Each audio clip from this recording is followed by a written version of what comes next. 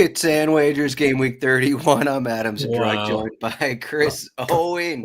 We got 6 bets, talking 6 matches for everyone.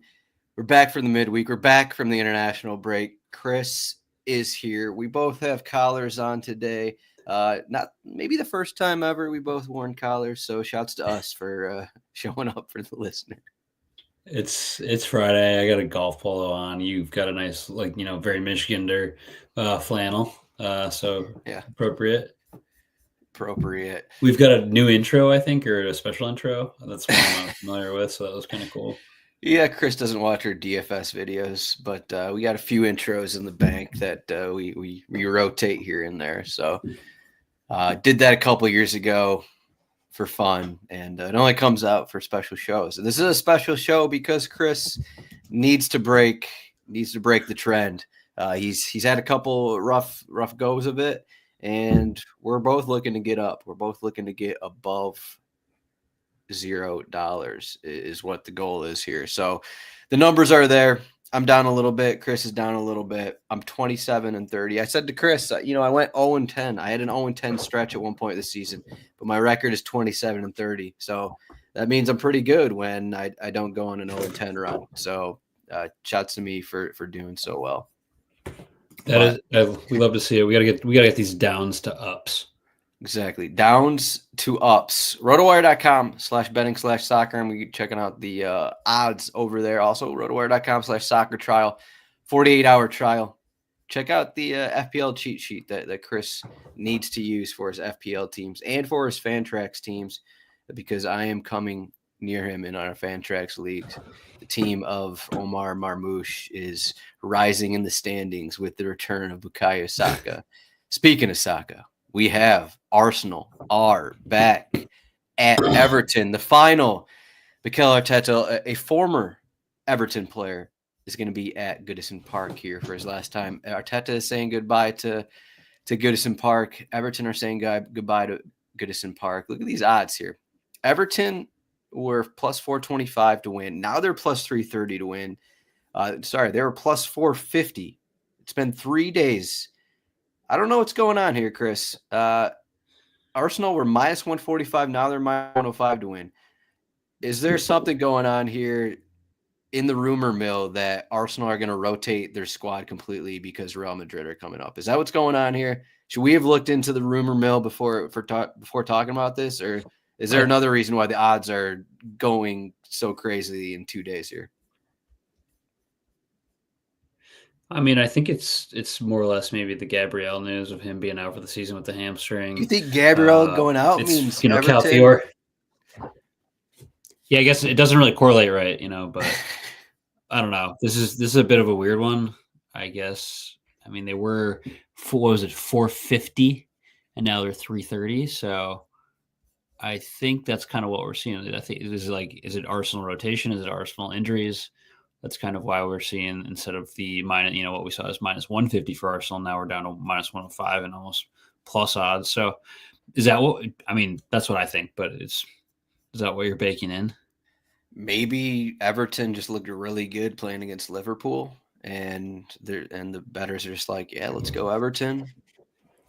I think it's got to be just like that. I think who do you have in the expected lineup? Kiwior at center back, and maybe perhaps Ben White comes in for Gabriel or something like that. Thomas Partey, because Ben White is injured. Okay, I saw he was questionable. Is he out? Maybe he's out now.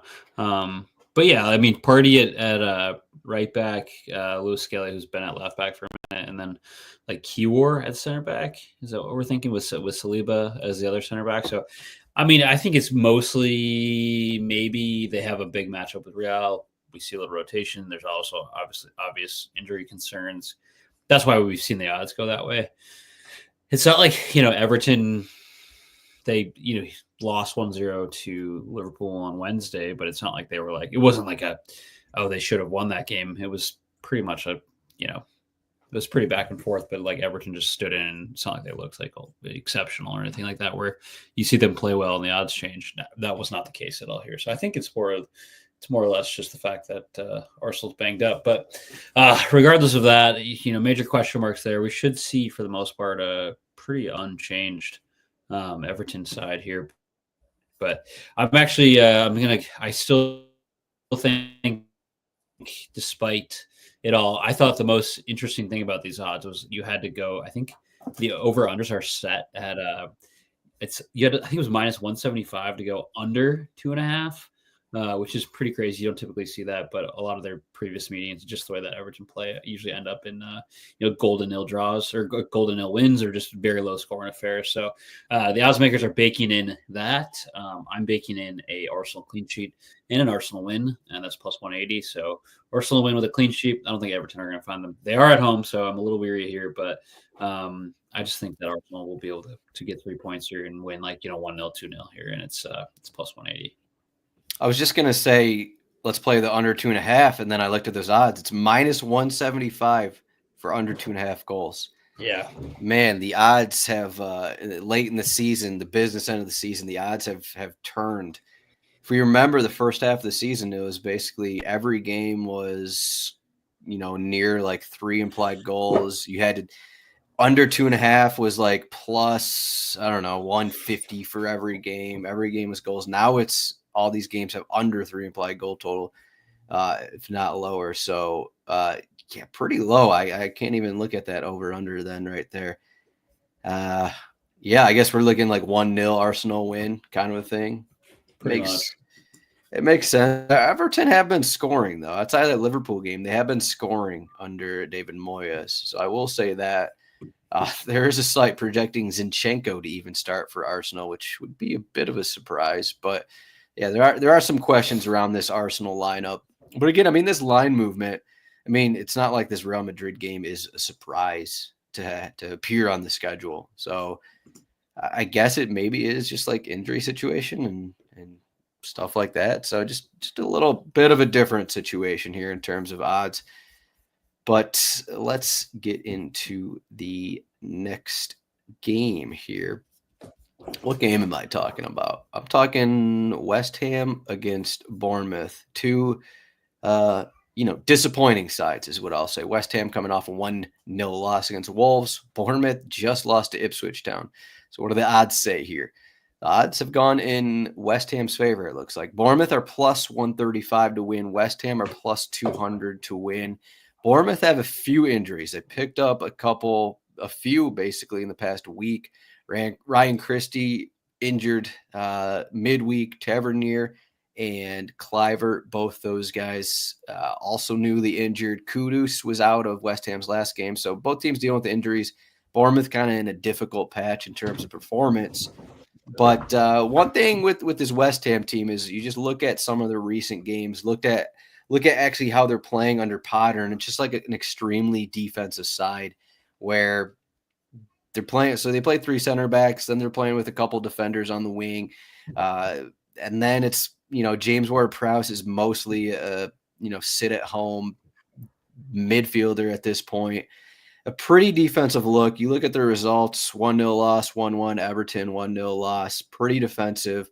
And I'm just going to corners here. I thought this number was pretty good. I know West Ham are at home, but I don't think that this is a spot where they're going to be, getting up the pitch consistently and finding room, that kind of a thing. So let's just do West Ham under 4.5 corners, minus 110 odds.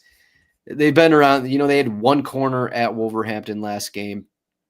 They had 5, I believe, in the game at Everton, but then their prior games, it's 1, 2, 3 corners. Even in a home win against Leicester, they had 3 corners in that game. They're just not getting corners. They're kind of maybe methodical team that's not going to sit in the attacking third. So under 4.5 corners, minus 110 odds. This is how you turn your downs to ups, is get back on the corners train. I've been on the corners train. That's why I'm slowly going up. I used to be worse, but I'm slowly getting better because I've been mostly on the corner bets there. Yeah, no, this is an interesting bet. And yeah, you look at the expected lineup and it's just 3 center backs and then Wan-Bissaka and Emerson as kind of wing backs, I guess.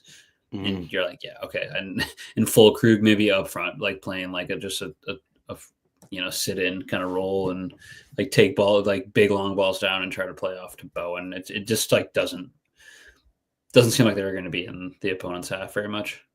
I mean, this lineup used to be even worse because instead of like a more attacking player like Paqueta or Suchek, or not Suchek, or like Carlos Soler or something, it was in the midfield. It was JWP, Edson Alvarez, purely a defensive midfielder, and then Tomas Suchek.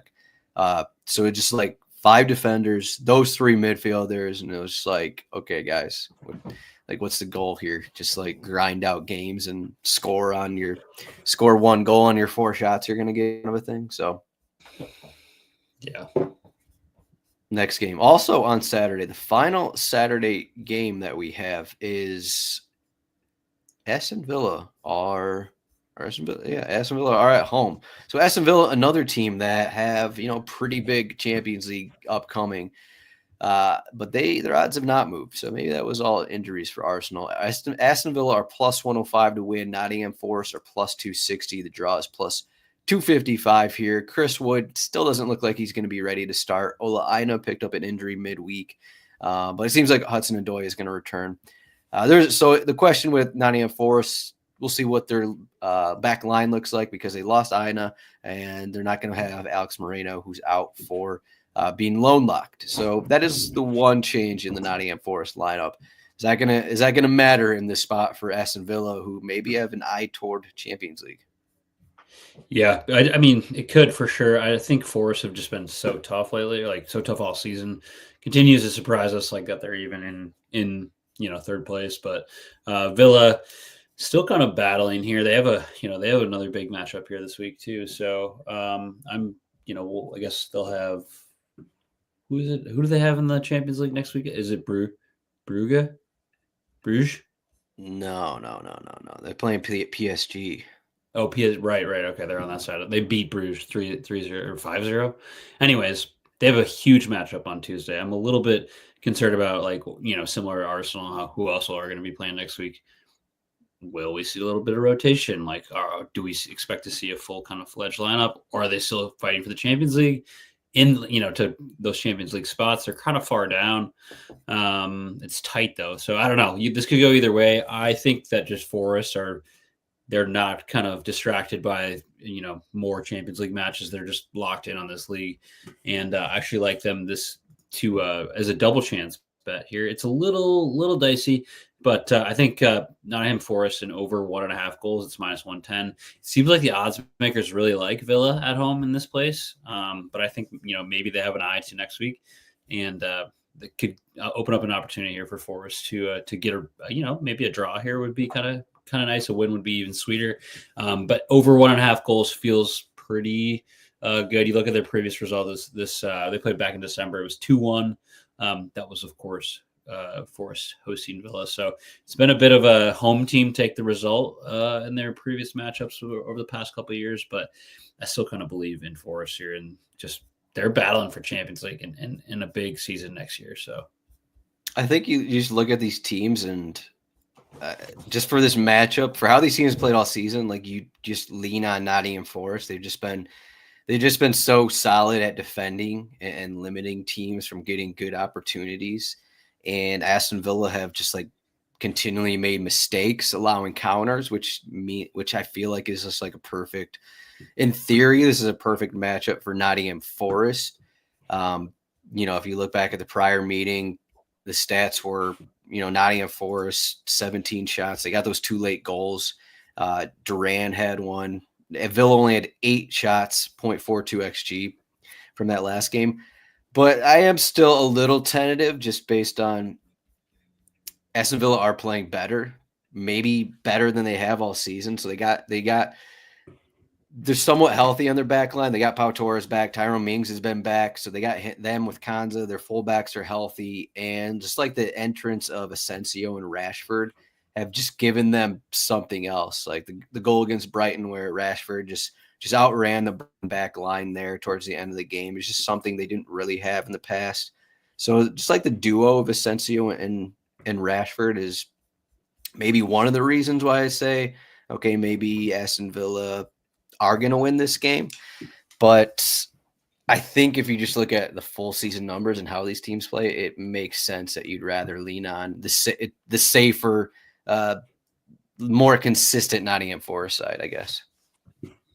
Yeah, I mean, it's the big thing is that match next week. Are they gonna? You did mention that how healthy they've gotten and how they've added in the window, but I just like that's. If I'm Villa, I'm like, okay, is it? I can't remember if it's in Paris or if it's in It's in Paris. Paris on Wednesday. Okay, so I mean, huge one here in Forest, just ultra motivated to keep their place in the table.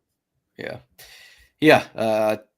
An interesting game given Aston Villa's situation here with Champions League, Nottingham Forest situation here in the top 3. So should be fun standalone there on Saturday. We're moving on to Sunday, and we have Chris's team. We're back. The last time we did a show, Chris did a Carabao Cup bet. Unfortunately, we won't talk about that any further.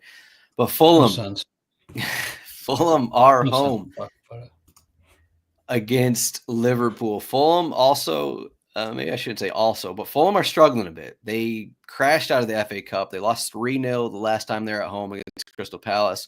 Fell against Arsenal, unsurprisingly, midweek. Liverpool coming off their win against Everton. But the odds here, Liverpool just minus 120 to win this one at Craven Cottage. Fulham plus 330. And I think this is a get right situation for Fulham. Maybe not in terms of let's go out and get 3 points, but I feel like it's been kind of a poor return to play following the international break. And I think that this is a spot. It's like, okay, first place Liverpool. Let's really play up for this game. Let's get going. And that's going to lead to corners here.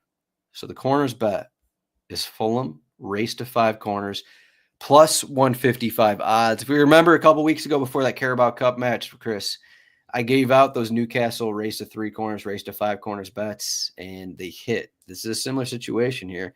And Fulham are at home. So let's keep going with the same kind of bet. Fulham race to 5 corners plus 155. What do you think? What's their over-under set at? Like 6.5?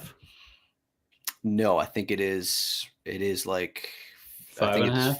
Yeah, it's probably 5.5. 4.5, right around there. That's interesting. Yeah. 4.5. Over 4.5 is minus 130 for Fulham. Nice. You parlay that up too with this. Think of interesting. Just because Liverpool, have against Everton especially, they just held on to the ball. I think it was like 70-30% possession. So I'm interested to see, if with Fulham maybe not getting as much of the ball, are they going to be able to find corners, especially 5 corners? So that'd be my only concern. But Liverpool are only playing 1 game a week now, so I think you'll see they seem to be getting slightly more fit. At least we'll see if Curtis Jones plays it right back again. That could be a little bit of a difference too.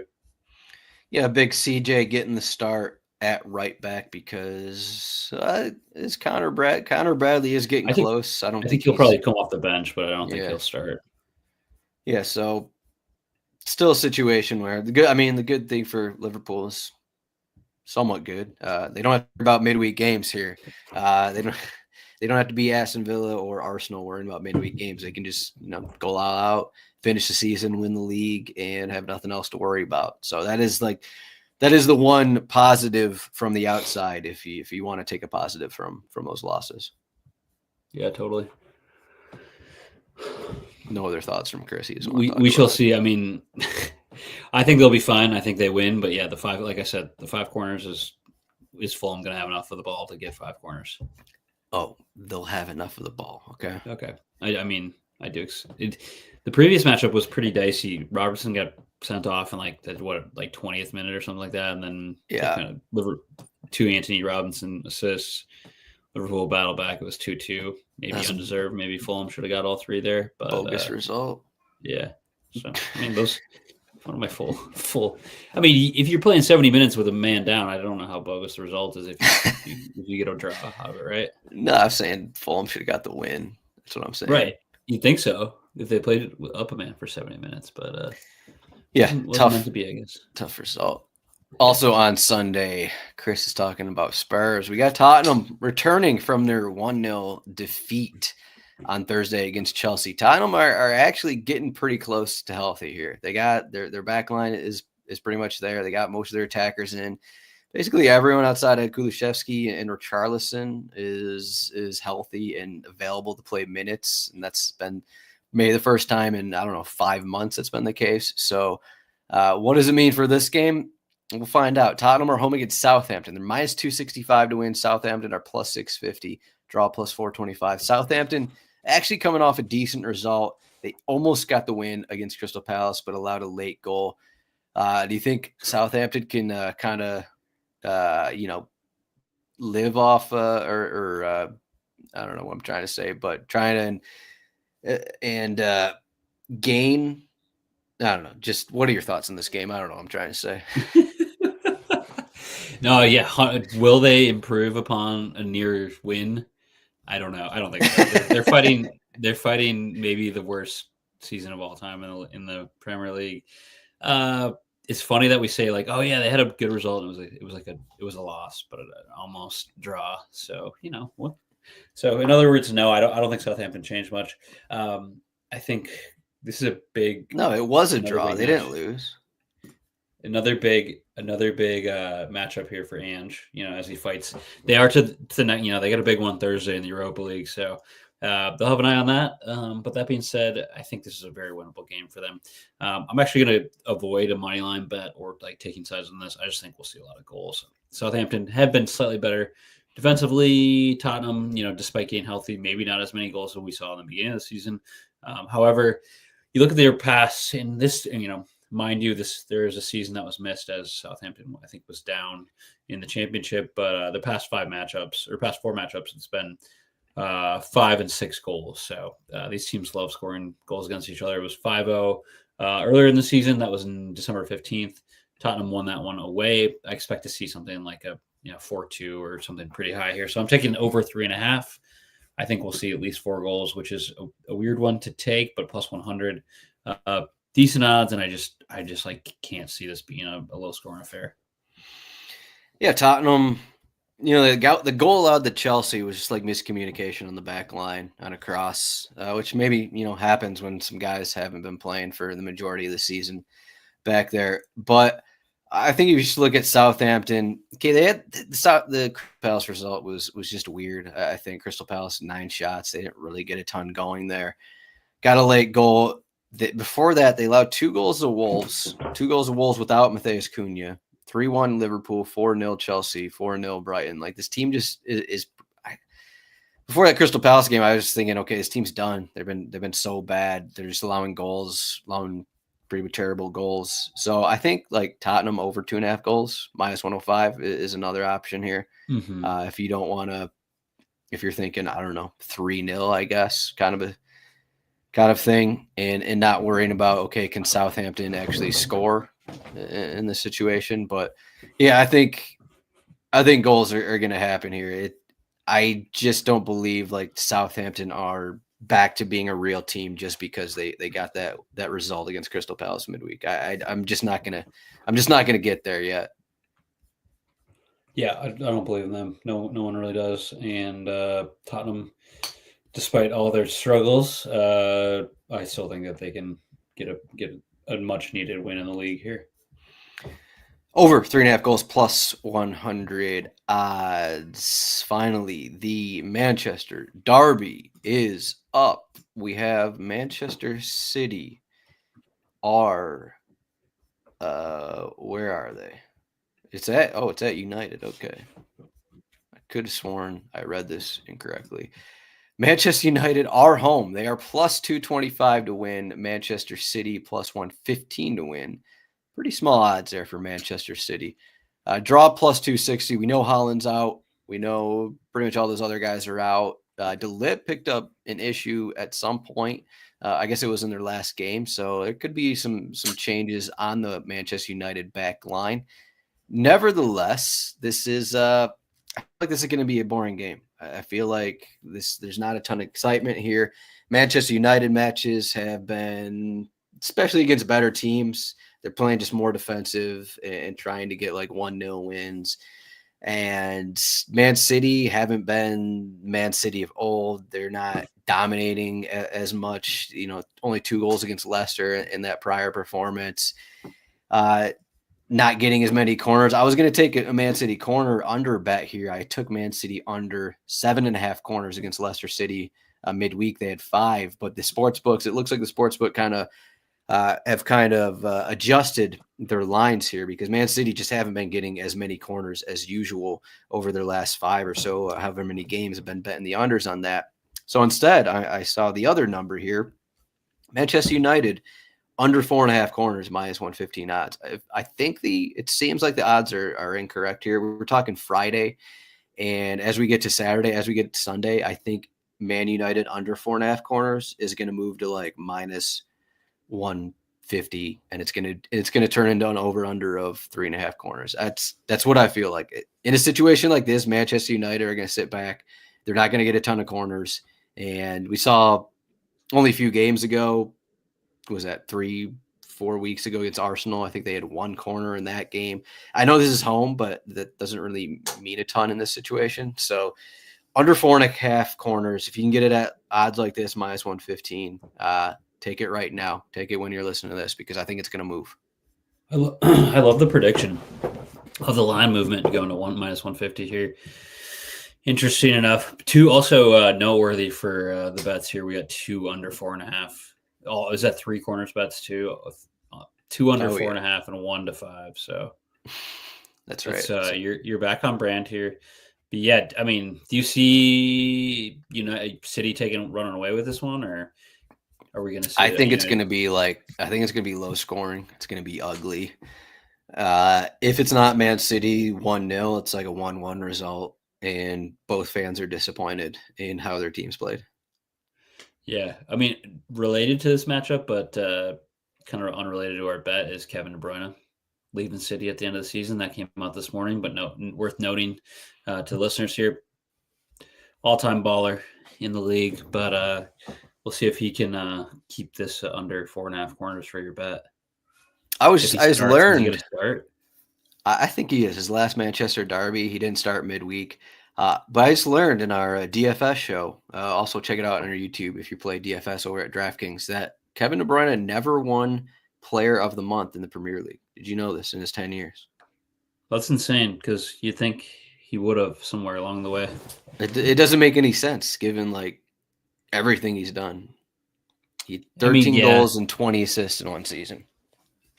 Yeah, that is crazy. Him and Thierry Henry they're both. What are they? I think they're tied for that assist record, 20 assists in a season. Yeah, pretty insane. But yeah, just this game. I don't know what the like local excitement is for this one. Man City are still trying to play for Champions League. Man United not really having much to play for. It's I don't know what everything's at. I guess the biggest excitement here is like the business end of the season, aka the Kevin De Bruyne send off.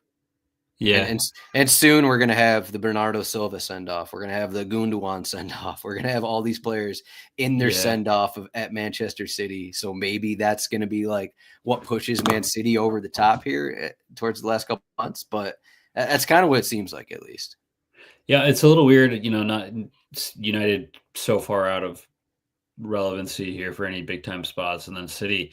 I mean, it helps that there's the 5th Champions League spot in the league, so it's not really of a huge concern that they might miss out. But they're not that far away from missing. Like if some things really went south here, I mean, they could miss out on Champions League. So they're 1 point. Pretty tight. They're 1 point above Newcastle, who have a game in hand, and then Villa are only 3 points back. Yeah. So, I mean, it's not like they can just like kind of mail it in and drift off as the season goes because they need to get back in. I mean, seems like all but confirmed, but that 5th Champions League spot should stay put. So we'll see. Yeah, nothing guaranteed. That we didn't mention it when we were talking about that game, but the Aston Villa Nottingham Forest game pretty important. If one of those teams gets a win, Nottingham Forest still get a win, still up there in 3rd place. If Aston Villa get a win, they're moving into the top 5, top 6. So that's a pretty important game. So maybe that's another reason why the odds haven't changed, and Aston Villa are probably going to put in a pretty solid side there. So, Yeah. but those are 6 bets. We got the FPL cheat sheet as we always close the show on. So we can see here, Tottenham have the highest implied goal total, which kind of leads to our bets here with over 3.5 goals, over 2.5 Tottenham goals. Next up, Newcastle are at Leicester, and then Liverpool at Fulham. But look at the implied goal total in this Arsenal Everton match, 2.37. That might be the lowest I've seen this season. Crazy number. Yeah, it's. I was like, oh, when I started out on looking at bets for that game, I was like, yeah, we're gonna just smash this under 2.5, and I'll be able to find great odds minus 175. And I was like, oh, okay, maybe I'm not onto something. Like I thought I was onto something. Yeah, Arsenal 1.46 implied goal total. Like these are like for Arsenal, this is just like a low number no matter who they're playing against. Like they're at like 1.5 like against Manchester City. Like this is I don't know. It's an interesting line movement there. Either way, but you got anything else here for game week? Yeah, 31? Really good weekend of matches here. I mean, we went over a few of them. Manchester Derby. I went over Forest Villa. We didn't mention this, but also Chelsea Brentford is kind of enticing. So that should be pretty good. Otherwise, Liverpool Fulham is a tough matchup for them. We did talk about that, but yeah, and then you have the Ipswich Wolverhampton, which could be spicy. I feel like. Yeah, I think like Brentford, Chelsea obviously still in that same Man City conversation, top 4, top 5. But I think if you look at these mid-table sides, Fulham, Bournemouth, Brentford, Crystal Palace, I think as we get nearing to the end of the season, like I think these teams are, maybe it's just in my head, but I feel like those teams are like, let's finish top half. Like that is what their goal is, because finishing top half for those teams is just not like a frequent occurrence. So I feel like that's just what they're playing for. And I think that's more to play for than like your West Hams and Wolverhamptons who are sitting, 10 points above relegation. So I think teams like that have something to play for, finishing top half, whereas there's these other teams in like no man's land of like, let's just finish the season and do whatever kind of a thing. Yeah, keep the guys healthy. Yeah, let's finish the season healthy. That said, as I say that, like Wolverhampton, their win against West Ham, they celebrated like crazy in that game. So they're finding their own motivations, I guess. So maybe I'm just making up all the narratives for each of these teams. But either way, that was game week 31, Chris. Happy spring. Happy April. Is it officially the business end of the season, Chris? I think so. We're down to we're just I think so. It must be. Game week 31. We got 38 game weeks. So you gotta think, the final 8 game weeks. You gotta think, right? Yes, I think so. Welcome to the business end of the season, everyone. Thank you for listening. Thank you for listening to these bets. Hopefully we provide some winners. Give a thumbs up on our YouTube page. But Chris, thank you for the show. Good luck on your bets, and we'll see everyone next week with more winning bets. Thanks, Adam.